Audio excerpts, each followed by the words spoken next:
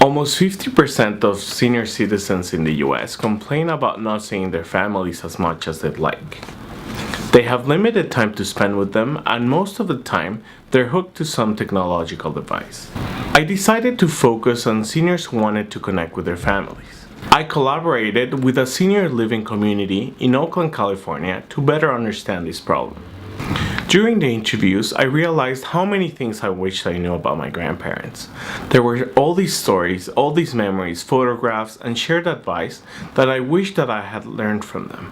But unfortunately, they're not there anymore. Sometimes we're just too young to understand, or sometimes we just don't make the time for it. While talking to some of the seniors, I learned that many were writing their own personal memoirs. They were really excited about sharing their experiences with their family, but they were also worried about their families not being interested. They really wished that they could connect and they could talk the same language. Technology had become their biggest burden, and this was my chance as an interaction designer to turn this around. My goal was to connect senior citizens with their families and preserve those memories forever. This is when I thought about recording their stories. They all mention how they like keeping photographs as memories, and they also mention how much they love talking on their phone. They loved talking to their peers, they loved calling their families. So I thought this could be a really good medium for me to document and record their stories. With the insights from my research, I did several iterations to develop canned memories. It is a system that allows senior citizens to preserve their stories and memories. They sign up to can their memories through a phone call, and once they sign up, they get a phone number where they can call to get their stories recorded.